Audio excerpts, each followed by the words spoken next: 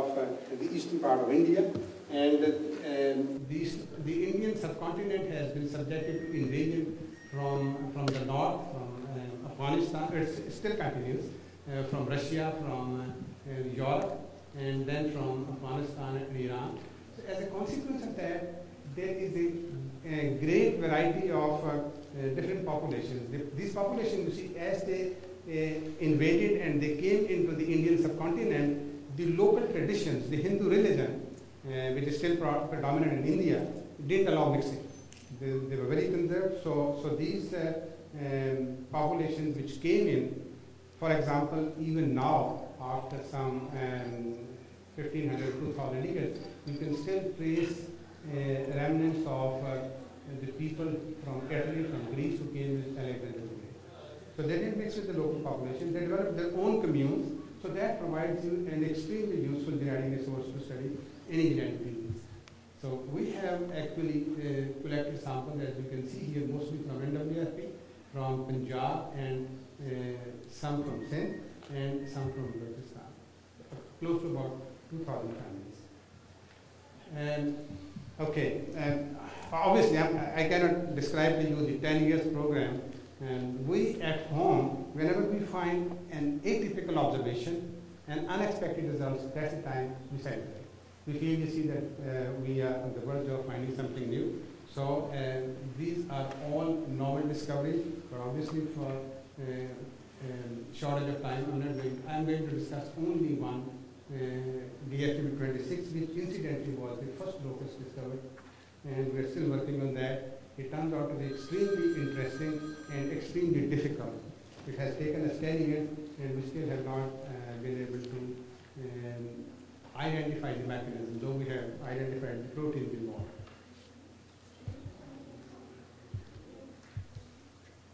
You can see the size of the family. This is a very large family. We went back to 7 generations and did the linkage analysis, as I explained this morning, and these are the actual deaf people. So you can see here homozygosity. But an important thing is, if you are a close observant, you will see here that there are other individuals which are homozygous, but I have not shown them as black.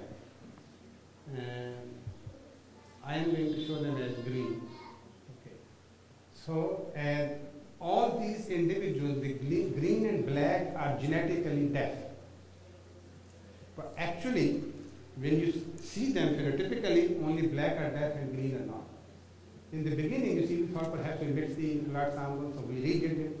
And then one thought came into that maybe they are very smart people, because previously we had one individual, a girl from the middle of Punjab, who was deaf, but who used to go to a normal school, and if you talk to her, she was so smart that she would speak normally, and she would understand your conversation normally. Later on we found, you see, that she was very smart in the lip region.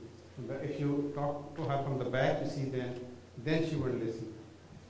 So we thought maybe these are like her, very smart people, but in fact it turned out not to be the case. We made these possibilities as a possible cause, or as an explanation to this observation, which is an atypical observation. There is a set of, there is a group of people here which show homozygosity, but are normal here. So we did the audiograms, and as you can see here, these are the normals. Now these are the green ones. I have written here non-penetrant, forget about that, but these are actually green individuals. And then these are the black individuals, which are in fact indeed deaf. As you can see here, the green ones are absolutely not, but they are homozygous. So the only explanation that can come to mind is that maybe this is not the true linkage region, there is another one. So we did another genome-wide scan with another set of markers, and our normal panel is about 10 centimorgan apart. So we did another one which would fall in between, bringing it to a total of 5 centimorgan apart markers. And we found that there was another linkage region in the green. So you can see the black, and no linkage at chromosome 1. The other one was at chromosome 4, I forgot to. But in the green one, you can see here, that there is linkage, but it seems like dominant linkage because it's only one chromosome, and indeed it's dominant. So our hypothesis is the existence of a modifier, and we now have a lot of data to support this original hypothesis that the green ones which are genetically deaf have a modifier which modifies somehow or other the damaged protein so that they can hear normally. And I'll show you a model in the next slide.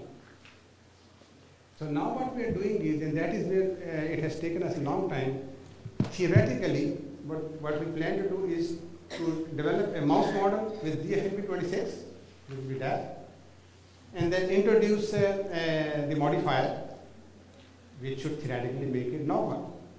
And then remove the modifier and show you see that it is again deaf. Unfortunately, this is a lethal mutation, and therefore the animals won't survive. And this is why it has taken us a long time, but we are now nearing success. And if you invite me next year, probably I'll have the data back. That's a promise. Okay, and I'm not going to go into the other families because I know time is short. So now I'm going to give you a summary of the results that we have collected during the 10 years.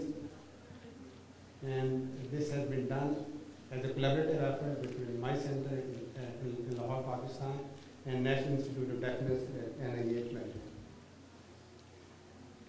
Now, if you remember, I said, you see that we started with DFNB26, and we are now at DFNB94. So there are about 68, 69 loci which have been reported during this time period, and these are those 70 loci. Now, in these 70 loci, about 37 have come from our lab, or my lab, and you can see here Pakistani flag, and these are the loci. And these are shown here. Now this is my main summary slide, and this shows the prevalence of different loci in the Pakistani population. Among the 2,000 families that we have enrolled, of course Pakistan has a large population, maybe when we expand it will change, but as you can see here, DFNB1, DFNB3, DFNB4, DFNB12, and these are, actually DFNB4 is 7%. So these are the most prevalent mutations or loci present in the impaired population in Pakistan. And the next one are these which are from 1 to 4%, and then these are less than 1%. But the important thing is that about 50% we have still not been able to find any mutation or any linkage analysis with our genome-wide scan. So this is what I call as genetic gold, 49%, and with the newer technologies, we'll be looking for gene mutations or the loci in about half of the families. Now these are the publications that have come out of that, and these are the works that I wanted to describe if I had more time, because these are really atypical observations.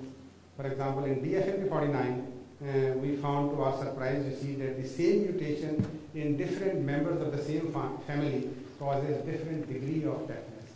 And then we went to find out how can we explain it. And that paper is published recently in Cell. And as I said, this is a collaborative effort with NIT